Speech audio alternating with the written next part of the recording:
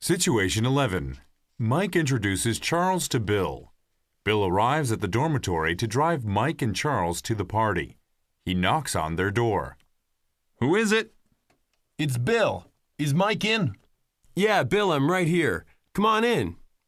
Bill comes into the room. Bill, how are you? I'd like you to meet my roommate, Charles. Reaching out to shake Charles's hand. Nice to meet you, Charles. My name's Bill Rodriguez. Hi, my name's Charles Malazewski. Nice to meet you too. What year are you, Charles? I'm a junior. How about you? I'm a freshman. Mike and I entered together. What's your major? I'm majoring in English literature. And you? Engineering, even though I'm terrible at math and science. I'm just the opposite. Math and science are easy for me, but I really like English lit. But I'm really not very good at it. Well, you can't be good at everything. I guess not. Are you girls done chatting yet? We're going to be late. Very funny. And don't worry, it's only 6:20. We've got plenty of time. You just keep getting ready. I'm enjoying talking to Charles. So, Charles, where are you from? Delaware. Have you ever been there? Sure. I'm from Pennsylvania, but my grandparents live in Delaware. I go there every summer.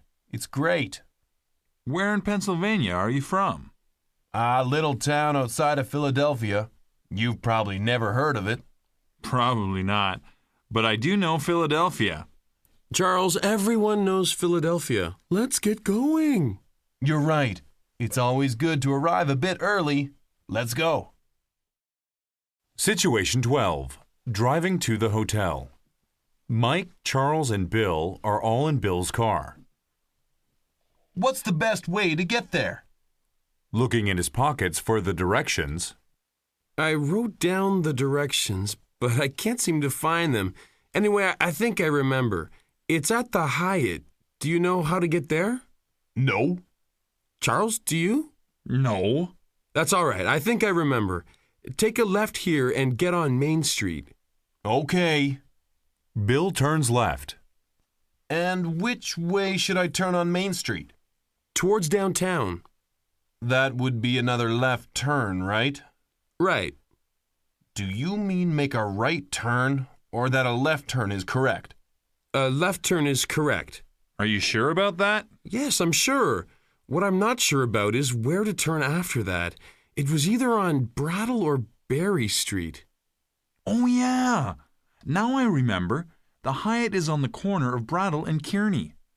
That sounds right. So that means a right turn onto Brattle, right? Correct. And from there, it's easy. 13. Arriving at the party. Mike, Charles, and Bill arrive at the hotel and ask the doorman for directions.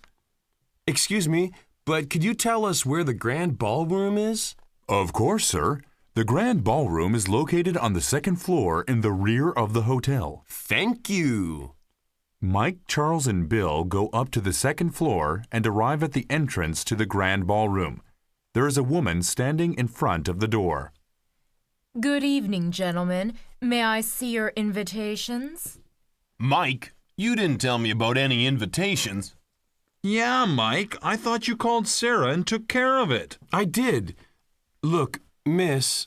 The woman cuts Mike off. My name is not Miss, it's Barbara. I'm sorry, Barbara. If I could just go in there and talk to my friend Sarah, I'm sure she could straighten this out. I'm sorry, not without an invitation. Yes, I understand. But to get our invitations, I have to go in and talk to Sarah.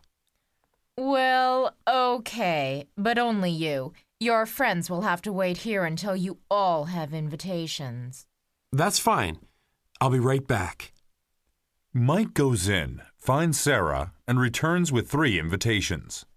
Here you are, Barbara, 3 invitations. Sorry to bother you. No bother, I was just doing my job. Situation 14. At the party. You guys finally made it. Situation 14. At the party. You guys finally made it. Thanks to you. Yeah, Sarah, thanks a lot. Don't mention it. What fun is a sorority party if no guys show up? True, but I really appreciate you getting me in on such short notice. Don't mention it. Any friend of Mike's is a friend of mine. Hey, that's a nice tie. Is it a clip-on? Sarah smiles. Mike and Bill try not to laugh. No, I tied it myself. Do you really like it? Yeah, and the stripes make you look taller. I'll take all the help I can get. Come on, Charles. Sarah's my date.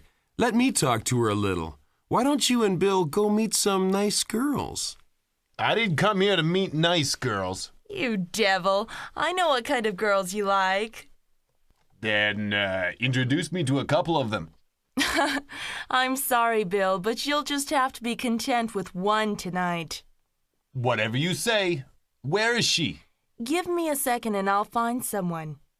Okay, but only 1 second. Situation 15. At a brew pub after the party.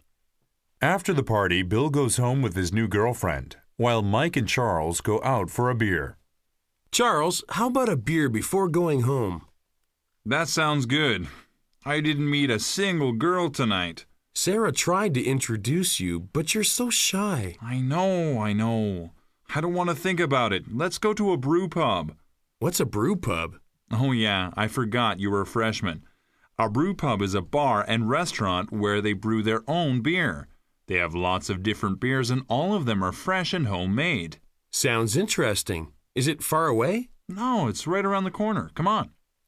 Mike and Charles go into the brew pub, sit down, and are greeted by the waitress. Good evening. Will you be having dinner or just beer? Just beer. What do you have? Do you like light or dark beers? Dark. What about you, Mike? Me too.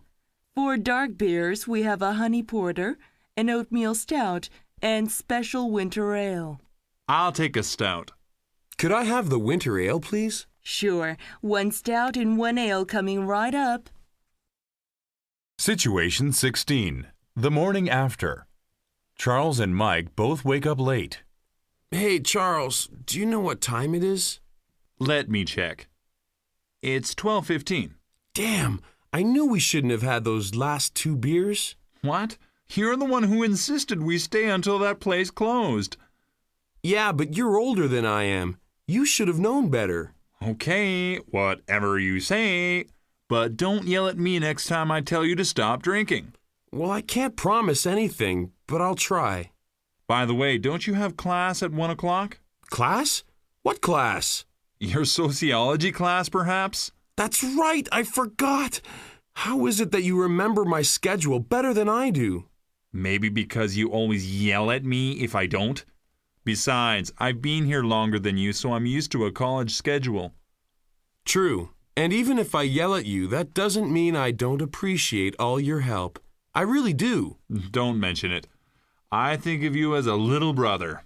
I have a baby brother who's the same age as you. Hey, wait a minute. I'm no baby. 17. Going for coffee.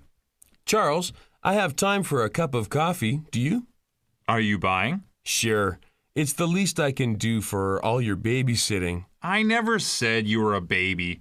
And yes, I'd love some hot coffee. Good, because I know a great cafe that just opened across the street from school. It's called Someday Cafe. Someday Cafe? That's a cool name. But is the coffee any good? Good? It's great. I always get the double latte, but their normal coffee is tasty too. Sounds good. Let's go.